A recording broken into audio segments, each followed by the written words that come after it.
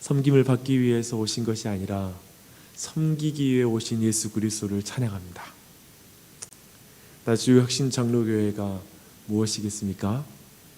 구주 예수님의 섬김을 받는 것에 감사하면서 서로를 섬기는 교회가 되는 것, 그게 바로 이 교회인 줄 믿습니다.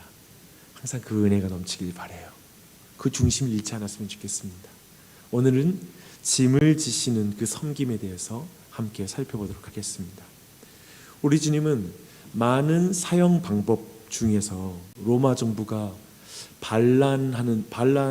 로마 정부의 반란을 저지르는 그런 중재인들에게 준하는 그런 흉악한 범죄자들에게 내리는 사형 방법에 의해서 이제 죽으십니다. 십자가형은 범죄자가 우선 어마어마한 고통을 느끼며 서서히 죽어가는 것으로서 너무나 잔혹한 형벌로 널리 알려진 그런 형벌이었습니다. 하지만 통치자들의 입장에서는 십자가형은 대중에게 공포의 메시지를 극대화하는 그런 사형 방법이었습니다. 대중에게 교훈을 줘서 다시는 이들과 같은 도전, 그리고 이들과 같이 범죄를 범하는 것을 두려워하게 만드는 것, 그것이 바로 십자가 형벌이 가지고 있는 가장 중요한 목적입니다. 유대인 지도자들은 무리들을 자극해서 굳이 예수 그리스도를 십자가에 못 박으라고 요청합니다. 그리고 그 뜻을 관철시킵니다. 성경에서 나무에 달린 자는 하나님께 저주를 받은 자라는 그런 말씀이 있기 때문에, 그들은 그렇게 믿기 때문에 그렇습니다. 유대인들은 지금 대중들에게 인기가 있었던 예수 그리스도가 사실은 하나님께 저주받은 자이다, 율법을 어겨서 저주받은 자라는 걸 분명히 각인시키고 싶었기 때문에 십자가 형벌을 요구했고 관철시킵니다. 이제 예수님은 로마의 병사에게 심하게 채찍을 맞은 후 사형장으로 향하십니다. 당시의 관습대로 십자가의 기둥은 갈보리산 그 사형장에 있습니다. 다만 십자가의 가로대만 사형수가 직접 지고 올라갑니다. 사형틀을 짊어지고 도심을 통과하는 그 과정은 정확하게 저 유대인의 지도자들이 원하는 그림입니다. 그건 마치 이런 메시지죠. 보라, 율법을 어긴 자의 운명의 끝은 이것이다. 보라, 너희가 어리석게 따랐던 저 메시아라고 부르며 따랐던 저는 사실 저주받은 자일 뿐이다 라는 이 분명한 메시지를 주기를 바랐던 그 메시지가 여기에 담겨 있습니다. 문제는 예수님이 이미 군병들에게 주먹질과 채찍질을 당해서 이 십자가의 가로대를 짊어지고 가지 못할 정도로 지금 굉장히 약해져 있는 상태입니다. 이때의 군병들은 북아프리카의 구레나라는 그런 시골에서 올라온 시몬이라는 사람을 붙잡아 십자가를 지우고 예수님을 따라 걷게 하십니다. 여기에서 우리는 질문을 할 수가 있습니다. 예수님은 일찍이 제자들에게 자기 십자가를 지고 자신을 따르라고 말씀하셨거든요. 근데 복음서는 다른 사람을 등장시켜서 예수님이 지시는 그 십자가를 지고 있다는 것입니다. 다른 사람이 지고 있어요. 구레네라는 시몬이라는 사람이 십자가를 지는 것이죠. 예수님을 전설로 만들려고 한다면 여기에서 사람을 등장시키는 것은 유익하지 않는 것 같습니다. 마태와 마가, 누가는 왜 구레네라는 사람, 특별히 시몬이라는 이름까지 등장시키고 있습니다. 그냥 구레네 사람이라는 정도가 아니라 시몬이라는 이름을 굳이 마가는 여기서 또한 기록하고 있어요. 왜 시몬을 키우는 것일까? 그에 대한 이유는 마가복음 오늘 본문에서 우리는 찾을 수가 있습니다. 마가만이 또한 특별히 시몬이 지나가고 있었다라는 표현을 또한 쓰고 있습니다. 그리고 시몬에 대한 아주 중요한 추가적인 설명을 또한 기록하고 있어요. 굉장히 중요해요. 이 시몬은 알렉산더와 루포의 아버지라고 말하고 있습니다. 그렇게 소개하고 있습니다. 그런데 이것이 좀 뜬금없는 그런 말입니다. 왜 굳이 루포와 그리고 알렉산더라는 이 또 이름을 굳이 여기다 넣었을까라는 그런 추가적인 질문이 생깁니다. 근데 성경에서 이름이 우리가 언급될 때에는 항상 그 이름을 가볍게 간과하면 안 됩니다. 가장 자연스러운 이 본문에 대한 이해는 지금 마가복음을 읽고 있는 첫 번째 독자들이 알렉산더와 루터를 아주 잘 알고 있다라고 보는 것이 합당합니다. 지금 마가와 누가가 복음서를 쓴 시점은 십자가 사건 발생 후 40년 정도가 지난 그 시점입니다. 그 시대를 사는 사람들에게 알렉산더와 루퍼는 잘 알려진 그리스도인이고요. 또 그들은 교회 안에 있었던 인물이었습니다. 로마서 15장 13절에 보니까 사도 바울이 루포라는 인물을 언급하고 있습니다. 이렇게 말합니다. 주 안에서 택하심을 입은 루포와 그의 어머니에게 문안하라. 그의 어머니는 곧 내 어머니니라. 굉장히 친밀한 표현을 쓰고 있죠. 신약 성경에서요, 주는 곧 예수 그리스도를 말합니다. 주 안에서 택하심을 입은 루포라고 말하고 있습니다. 이제 40년 후에 독자들의 위치에서 보면 그 당시에 널리 알려진 형제의 아버지가 예수님을 만나는 이야기, 그 이야기를 지금 기록하고 있다는 것이죠. 이 당시 알렉산더와 루포의 아버지 구레네 사람 시몬이 예수님을 믿었을 가능성은 거의 없습니다. 지금 이 상황에서는 말입니다. 그 근거는 이렇습니다. 그는 지금 구레네에서 그 시골에서 예루살렘에 이제 들어오고 있었다라고 지금 말하고 있습니다. 굉장히 구레네는 북아프리카니까 예수님에 대해서 잘 알리가 만무합니다. 그는 그리고 그저 지나가고 있다고 말하고 있습니다. 그리고 억지로 십자가를 지었다라고 성경은 말하고 있습니다. 이 상황은 무엇을 말합니까? 지금 구레네에서 올라온 유대인 시몬은 우리식으로 말하면 재수 없어서 지금 십자가를 지게 생겼습니다. 지고 있다라는 것입니다. 계획에 없는 일을 당하고 있습니다. 또 그가 원치 않는 일을 당하고 있습니다. 근데 이제 그가 나중에 예수님을 믿게 되었다라는 그 확실한 결론을 두고 이제부터의 모든 과정은 합리적으로 우리가 추론하고 상상할 수가 있습니다. 그는 이제 예수님을 뒤따르며 예수님이 하시는 모든 말씀을 가장 가까이에서 엿듣는 자리에 서게 됩니다. 가장 가까이에서 예수님을 보게 돼요. 예수님을 뒤따르며 분명히 예수님을 바라보며 울고 있는 여인들에게 예루살렘의 딸들아, 나를 위하여 울지 말고 너희와 너희 자녀를 위해서 울라라는 이 음성을 들었을 것입니다. 그리고 소리를 들으면서 이게 지금 무슨 소리야? 누가 누구를 위로해? 사형수 주제에 도대체 이 사람 뭐야? 라고 생각했을 것입니다. 그럴 수밖에 없죠. 예수님이 평범한 죄수가 아니라는 것 정도는 충분히 눈치챘을 것입니다.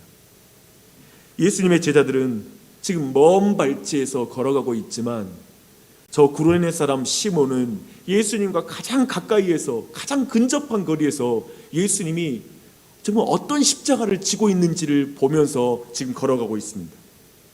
십자가 밑에서 군중들이 예수님을 모욕하는 소리를 가장 가까이에서 들었을 것입니다. 그리고 예수님께서 아버지, 저들의 죄를 용서해 주십시오. 저들은 자기가 하는 일을 알지 못합니다.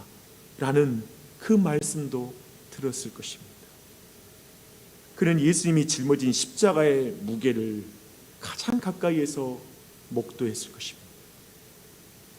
우리는 구레네 시몬이 십자가를 지고 따르며 본 예수님, 그분에게 또한 들은 그 말씀들을 통해서 구레네 시몬이 예수님을 믿게 되었음을 확신합니다. 이건 분명합니다. 그런데 그가 예수님을 믿게 되는 과정은 그의 계획에 없었습니다. 이것 또한도 여러분 주목하셔야 됩니다. 지금 이 모든 일이 그가 상상할 수 없는 과정 속에서 일어나고 있다는 것입니다. 예수님의 십자가를 억지로 대신 졌습니다. 그런데 그는 죄인을 위해서 자원하여 적극적으로 세상 죄의 짐을 짊어지신, 용서를 선포하며 그 십자가를 지고 계신, 자신을 비난하고 모욕하는 사람들까지도 용서하시면서 끝까지 그들을 사랑으로 선포하는 예수님의 십자가를 보고 그걸 목도하고 그것을 받아들였습니다. 이걸 보셔야 됩니다.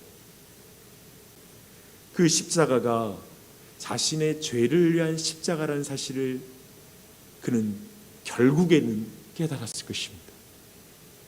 그리고 그날 어쩌면 그는 내가 이 무리 중에 가장 운이 없는 사람이다라고 처음에 생각했는지 몰라요.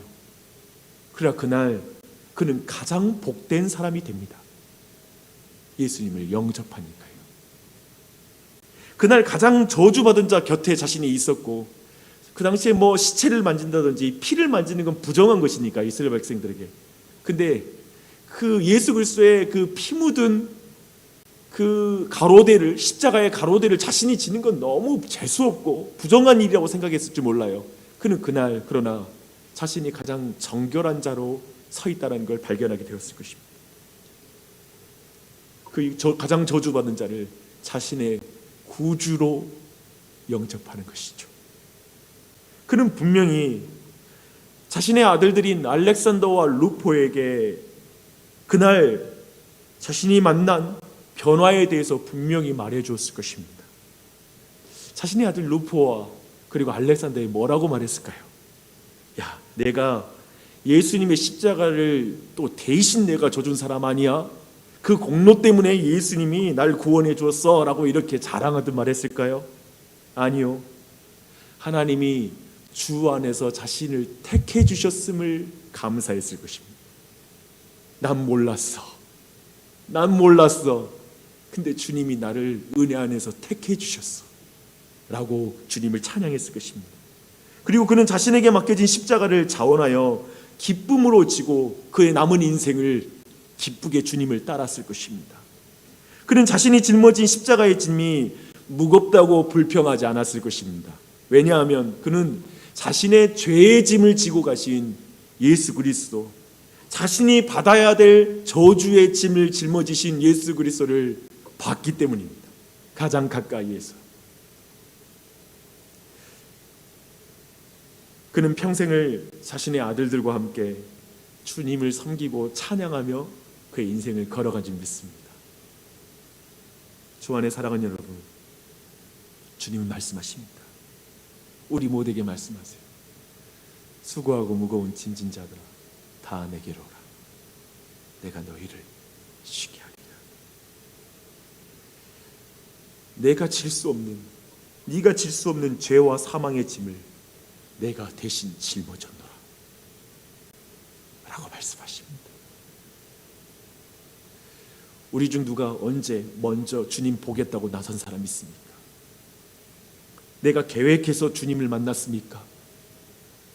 모든 믿음의 사람은 고백합니다. 주 안에서 나를 택하여 주시니 감사합니다. 그래서 내가 여기에 있습니다 라고 고백할 따름입니다.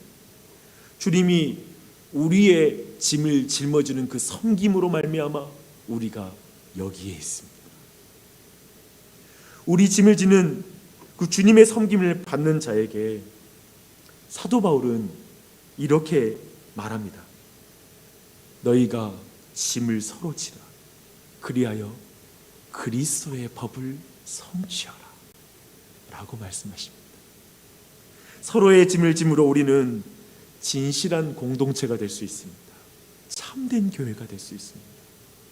그리스도가 우리에게 그러하신 것처럼 우리 또한 예수 그리스도는 우리의 대속의 짐을 짊어져 주셨어요.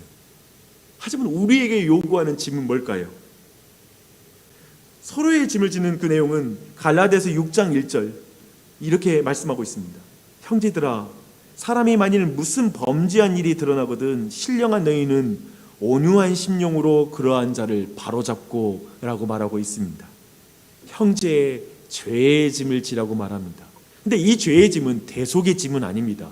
대속의 짐은, 진짜 무거운 대속의 짐은 예수 그리스도만 질 수 있습니다. 하지만 우리에게 용서의 짐을 지라고 말합니다.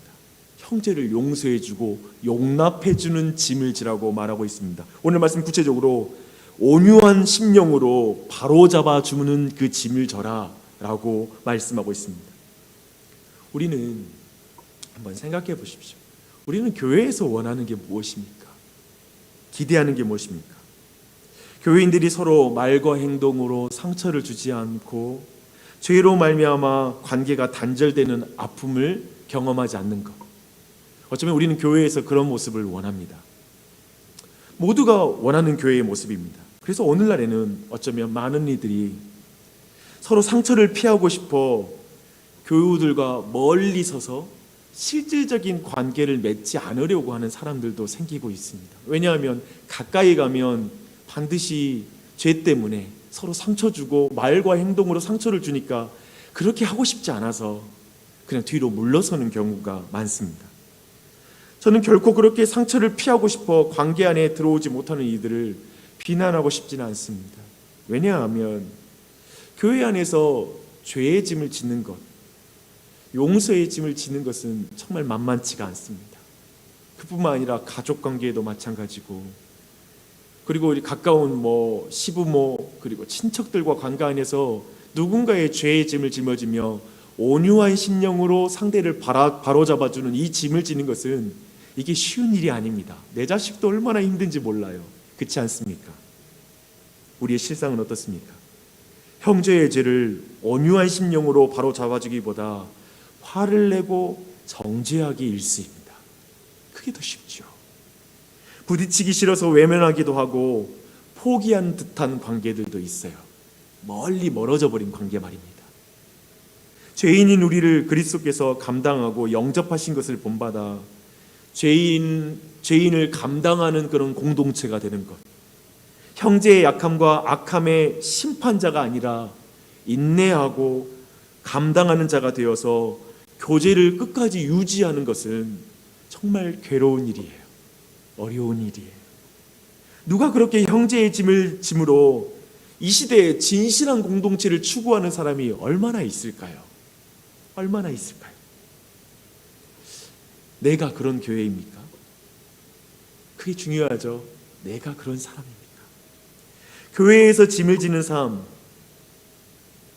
우리는 한 번쯤은, 아니요, 많이 교우들의 말과 행동으로 상처를 받은 적이 있습니다. 문제는 그것을 온유한 심령으로 받아야 되는데 그렇지 못해서 속상한 경험을 우리는 가지고 있습니다. 관계가 그래서 소원해지는 것 같고, 관계가 깨어지는 것 같은 두려움이 얼마나 우리의 마음을 쉽게 사로잡는지 모릅니다. 끝까지 사랑으로 인내하며 용서를 통해 관계를 유지해 나가야 하는데, 사랑이 없는 내 자신 때문에 얼마나 눈물을 삼킨 적이 있었는지 모릅니다. 때로는 이런 짐을 벗어버리고 싶었을 때도 있습니다. 그냥 십자가를 지신 예수님 보는데 그냥 지나치고 싶습니다. 뭐야? 내가 어떻게 해야 하는지 알지만 하고 싶지 않을 때도 있습니다. 억지로 어쩔 수 없이 해야 하기에 주일날 봉사 자리에 설 때도 있습니다. 억지로 십자가 지는 것, 마치 구레네 시몬처럼 상황에 몰려서 시키니까. 그런데 그런 자리에서 우리는 예수님을 만났습니다. 때론 억지로 지는 십자가, 억지로 하는 사역, 봉사, 내가 자원하지 않고 기쁨이 생기지 않는 봉사 속에서 내 앞에 걷고 계신 예수님을 만난 적이 있습니다. 내 막 앞에 가장 가까이 나를 위해서 죄의 짐을 짊어지신 그 예수님을 보고 주님이 나의 죄의 짐을 짊어지셨구나. 그것 때문에 은혜를 받고 다시 기쁨으로 자신의 삶으로 돌아간 적이 있습니다. 나의 죄의 짐을 짊어지신 예수님을 만나면 저는 그렇더라고요. 나의 형제도 내 죄의 짐을 짊어지느라 고생이 많구나 라는 사실이 이해가 되더라고요. 내가 교만하게도 형제를 판단했구나. 내가 기도하지 않고 그렇기 때문에 내 형제가 죄에 빠졌겠구나. 내가 기도하지 않으면서 형제가 죄에 빠졌다고 원망하고 있었구나. 내가 형제의 죄의 짐을 짊어지지 않으면서 정죄부터 앞섰구나. 그렇게 주님이 지금까지 우리를 가르쳐 주셨습니다. 그렇지 않습니까? 안 그랬나요? 그랬죠. 그래서 우리 모두, 저도 여기에서 고백할 수 있습니다. 주님이 주님의 은혜로 나를 택해 주셔서 제가 여기에 있습니다. 감사합니다 라고 고백할 수 있습니다. 주 안에 사랑하는 여러분, 죄의 짐이 없는 좋은 교회는 없습니다. 죄의 짐이 없는 인생도 없어요. 다만 죄의 짐을 지는 교회가 있습니다. 죄의 짐을 져주는 인생이 있습니다. 그게 좋은 교회입니다.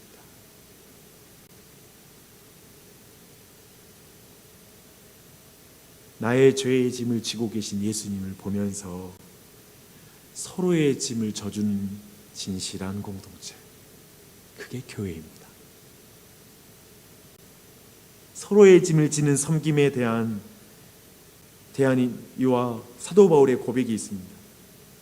저는 사도 바울이 이제 제가 골로새서 1장 24절의 고백인데요, 저는 이 고백을 평생에 우리가 함께 이 고백 배웠으면 좋겠어요. 그리고 이걸 이해해 가면서 함께 이 고백을 했으면 좋겠습니다. 제가 그 말씀을 읽어드리겠습니다. 내가 이제 너희를 위하여 받는 괴로움을 기뻐하고 그리스도의 남은 고난을 그의 몸된 교회를 위하여 내 육체에 채우노라.